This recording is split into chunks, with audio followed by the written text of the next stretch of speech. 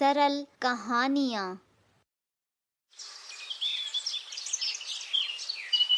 ये क्या भैया, हमने आपको इतनी सुंदर राखी बांधी है और आप सिर्फ हमें 500 रुपए दे रहे हो। अरे पगली, ये तो तुम्हारा शगुन है। तुम्हारा असली तोहफा तो ये है। ये लो, तुम्हारे लिए नया आईफोन। वाह भैया, आईफोन, वो भी इतना अच्छा। भैया आप मेरा कितना ख्याल रखते हो। मोनी, अब तुम हट जाओ और पल्लवी को भी राखी बांधने दो। नहीं माँ, ये पल्लवी मुझे राखी नहीं बांधेगी। लेकिन क्यों भैया, मैं भी तो आपकी बहन हूं ना। और रक्षाबंधन पर तो हर बहन अपने भाई को राखी बांधती है। लेकिन राखी बांधने लायक तेरी शक्ल तो नहीं है ना। और राखी बांधने के लिए शक्ल का होना भी जरूरी है। मुझे नफरत है तुझसे और तेरी इस काली शक्ल से, समझी? 7 जन्मों में भी मैं तुझसे कभी राखी नहीं बंधवाऊंगा। रक्षाबंधन जैसे पावन त्योहार पर अपने भाई के मुंह से इतनी कड़वी बात सुनकर पल्लवी रोते हुए अपने कमरे में चली जाती है, जिसे देख लक्ष्मी उसके पीछे जाती है। मत रो मेरी बच्ची, मत रो। माँ, मैं रोऊं नहीं तो और क्या करूं। मैं भैया से इतना प्यार करती हूँ, लेकिन वो है कि हमेशा मुझसे मेरे काले रंग का ताना देते रहते हैं। उन्हें हमेशा मेरा काला रंग ही क्यों दिखाई देता है माँ? मेरा प्यार क्यों नहीं दिखाई देता? मुझ में और मोनी में कितना फर्क करते हैं वो, सिर्फ इसलिए कि वो गोरी है और मैं काली। मैंने रोहन को समझाने की कई बार कोशिश करी है, लेकिन उसके दिमाग में जैसे काले रंग को लेकर कोई लड़ाई शुरू हो गई है, जो न जाने कब खत्म होगी। लेकिन तू फिक्र मत कर, एक दिन उसे जरूर अपनी गलती का एहसास होगा। काले रंग की वजह से पल्लवी को कभी भी उसके भाई का प्यार नहीं मिला। यहाँ तक कि रक्षाबंधन पर भी रोहन पल्लवी को राखी बांधने नहीं देता था, जिसका गम पल्लवी अपने मन में लिए जी रही थी। ऐसे ही समय गुजरता है और पल्लवी और मोनी का रिश्ता एक ही घर में तय हो जाता है और कुछ वक्त में ही दोनों की शादी हो जाती है और शादी करके ससुराल में आ जाती हैं। मोनी, घर में कितने सारे काम पड़े हैं और तू यहाँ मैनिक्योर करवा रही है। अरे, मैंने कभी अपने घर में कोई काम नहीं किया और तू सोचती है मैं यहाँ शादी के बाद अपने ससुराल में काम करूंगी।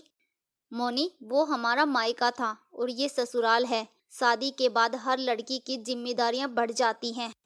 अरे, जब तेरे जैसी नौकरानी इस घर में है तो भला मुझे काम करने की क्या जरूरत है। और वैसे भी मैं गोरे रंग के साथ घर में काम करूंगी तो तेरे जैसी काली हो जाऊंगी। मोनी, बस भी करो, मैं तुम्हारी बहन हूँ। तुम कब तक मेरे साथ ऐसा सलूक करोगी? ना तो तुम मेरी बहन हो और ना ही रोहन भैया की, समझी? हम दोनों ही तुझसे नफरत करते हैं। मोनी की बातें सुन पल्लवी रोते हुए अपने कमरे में चली जाती है। शादी के बाद मोनी और पल्लवी खुशी खुशी अपने ससुराल में रह रही थी और रोहन आए दिन अपनी गोरी बहन के लिए उनके ससुराल में रोज गिफ्ट भेजता था, जबकि वो काली बहन पल्लवी से एक बार भी मिलने नहीं जाता था। कितने दिन हो गए हैं, रोहन भैया की आवाज भी नहीं सुनी है। एक काम करती हूँ, कॉल कर लेती हूँ। अपने भाई की तड़प में पल्लवी अपने भाई को कॉल करती है। रोहन जैसे ही कॉल उठाता है, भैया कैसे हो आप? मुझे आपकी बहुत याद आ रही थी। मैं तो आपकी आवाज सुनने के लिए तरस गई थी। तेरी हिम्मत कैसे हुई मुझे कॉल करने की? मना किया था ना तुझे, कभी भूल कर भी मेरे पास कॉल मत करना। लगता है मुझे अपना नंबर ही चेंज करना होगा। पल्लवी कुछ बोलती इससे पहले ही रोहन गुस्से में आकर कॉल कट कर देता है। एक तरफ पल्लवी हर रोज अपने भाई के प्यार के लिए तरस रही थी, वहीं दूसरी तरफ मोनी उसे छेड़ने का कोई मौका नहीं छोड़ती थी। आज दाल में थोड़ा जला सा टेस्ट आ रहा है ना? वो तो लगेगी ही ना, पल्लवी ने जो बनाई है। हर चीज को अपनी तरह जलाकर काली करना चाहती है। ये तुम बार बार उसका मजाक क्यों उड़ाती रहती हो? वो तुम्हारी बहन है। तो आपको क्या प्रॉब्लम है? आप खाना खाइए। अपनी पत्नी की बातों को समझने की बजाय मुझ पर चिल्लाना शुरू कर दिया। वही बेचारी पल्लवी को अब इन सब की आदत हो चुकी थी, इसलिए वो किसी से कुछ नहीं कहती थी। और ऐसे ही दिन गुजरने लगते हैं। रक्षाबंधन के दिन को आता देख रोहन अपनी गोरी बहन के लिए ढेर सारी मिठाई, नए कपड़े और गिफ्ट उसके ससुराल भिजवाता है, जिसे देख के मोनी बहुत खुश हो जाती है। इस बार तो मुझे रक्षाबंधन की शॉपिंग करने की कोई जरूरत नहीं है। लेकिन ये बात तुम उस पल्लवी को मत बताना, नहीं तो उसे बहुत बुरा लगेगा कि रोहन सिर्फ तुम्हारे लिए गिफ्ट भेजता है। मैं तो बताऊंगी उसे, वो इसी के ही लायक है, काली कहीं की। पल्लवी मोनी की सारी बातें सुन लेती है और उसे ये सारी बात सुनकर काफी दुख होता है। अगर मेरा रंग भी गोरा होता तो भैया मुझे भी इतना ही प्यार करते, मेरे लिए रक्षाबंधन का शगुन भिजवाते। अपने भैया के प्यार को पाने के लिए पल्लवी कई तरह की दवाइयाँ और क्रीम का इस्तेमाल करती है ताकि वो गोरी हो सके, लेकिन उसकी ये सारी कोशिशें नाकाम हो जाती हैं। पल्लवी की ऐसी हालत देखकर विवेक को उसके लिए काफी बुरा लगता है। तुम्हें ये सब करने की कोई जरूरत नहीं है, वो भी उस खुदगर्ज भाई के लिए जिसने तुम्हें आज तक भरी नजर से देखा भी नहीं है, हमेशा तुम्हें तकलीफ दी है, तुम्हारी आंखों में आंसू का कारण बना है। ऐसा मत कहिए, मैं अपने भाई के खिलाफ कुछ भी गलत नहीं सुनूंगी। मेरा भाई जैसा है अच्छा है। एक बहन के दिल में अपने भाई के लिए इतना प्यार देख के विवेक की भी आंखें भर जाती हैं। ऐसे ही कुछ वक्त और बीत जाता है और रक्षाबंधन को सिर्फ कुछ ही दिन रह जाते हैं। पल्लवी इतना सब कुछ होने के बाद भी रक्षाबंधन का बेसब्री से इंतजार कर रही थी। वहीं मोनी काफी ज्यादा बदल चुकी थी। वो पूरा दिन शॉपिंग, डांस, घूमना फिरना, अब सिर्फ यही उसकी जिंदगी बन चुका था। रक्षाबंधन को सिर्फ 2 ही दिन रह गए थे। मोनी, तुम्हें रोहन भैया के लिए कुछ गिफ्ट नहीं लेना क्या? रक्षाबंधन जो आ रहा है। अरे, उसे इतनी सुंदर बहन मिली है, उसके लिए कोई गिफ्ट से कम है क्या? और वैसे भी मेरे पास इन फालतू चीजों के लिए बिल्कुल भी टाइम नहीं है।